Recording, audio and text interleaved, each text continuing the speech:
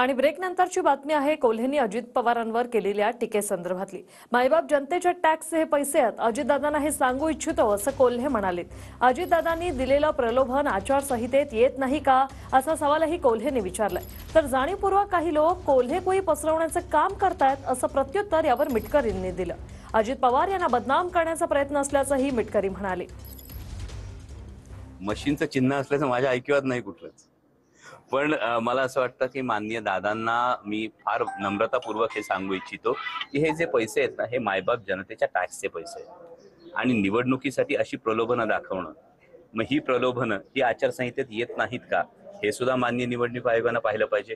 आणि दुसरी फार महत्वाची गोष्ट आहे की निधी देऊन एखादा रस्ता होईल, पण सर्वसामान्य शेतकऱ्याच्या शेतमालाला हमीभाव मिळणं गरजेचं आहे।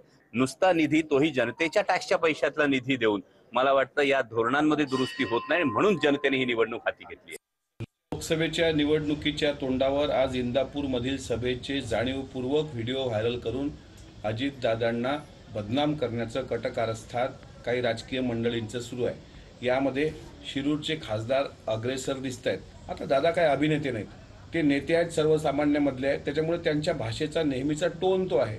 आता शेवटी निवडणूक आयोग नावाची एक संस्था जिवंत आहे ना, त्याच्यामुळे यांनी निवडणुकीचे अधिकारी बनण्याचं आव्हान आहे। आपलं जे काही लंगोट तिथे शिल्लक राहिलेली आहे ती सांभाळावी।